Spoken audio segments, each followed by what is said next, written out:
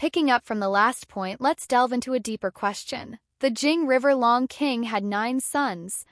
Besides the 4 Longs, there was the 5th son, the Toil Long, who tolls the bell for the Buddha, the 6th son, the Steadfast Long, who supports the divine officer's backbone, the 7th son, the Reverent Long, who guards the celestial pillar for the Jade Emperor, the 8th son, the Mirage Long, who watches over Mount Tai in the Eastern Sea, and the 9th son, Little Alligator Long, who later kidnapped Tang Monk and journeyed to the west.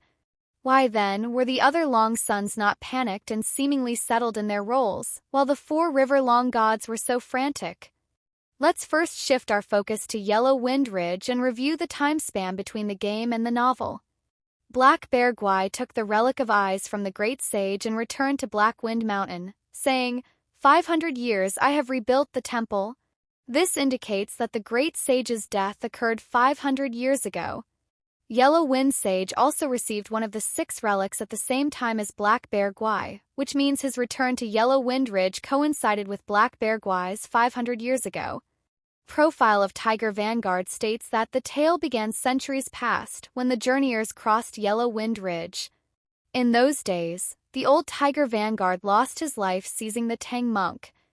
And another century turned and Yellow Wind Sage returned to Yellow Wind Ridge with a host of rat Gwais. This shows that the time between the journey to the west and Yellow Wind Sage's return with the Relic of Ears, which aligns with the time of the Great Sage's death, spans at least 200 years. From this, we can infer that Wukong became the victorious fighting Buddha at least 200 years ago. After his death and the splitting of his relics, another 500 years passed before the arrival of the Destined One. Now let's turn our attention back to over 700 years ago during the journey to the west.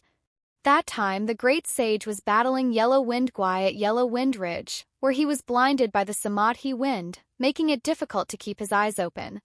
He soon learned that he needed to go to Little Samura Mountain to seek help from Bodhisattva Lingji.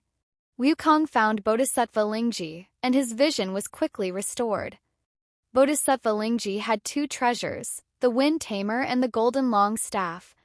Both were gifts from the Buddha, given specifically to subdue the Yellow Wind Gwai. When Bodhisattva Lingji was summoned to defeat the Gwai, he used the Golden Long Staff. The original novel describes it as, a golden long emerged, bearing its 8 fearsome claws, then lunged at the Gwai with 2 of them to snatch it up. In the final scene of the Yellow Wind Ridge chapter, we can indeed see the Bodhisattva with the golden long staff floating above his head, and beneath him a massive 8-clawed long preparing to strike Yellow Wind Sage. This point in the game, a big question arises. Where is the renowned Golden Long Staff? Of Bodhisattva Lingji's 2 treasures, we've seen the Wind Tamer, but the more critical weapon, the one used to defeat Yellow Wind Sage, the Golden Long Staff, seems to be missing. Through defeating all the hidden 4 River Longs and using the items they drop to forge the ultimate weapon, we discover that this weapon is called the Golden Long Staff. Its description reads, a golden long emerged, bearing its 8 fearsome claws, then lunged at the Gwai with 2 of them to snatch it up, which is the exact same wording as in the original novel. This confirms that the weapon is indeed the very golden long staff that once subdued Yellow Wind Sage. And with this revelation, the secret of the 4 River Longs' true identities is finally unraveled.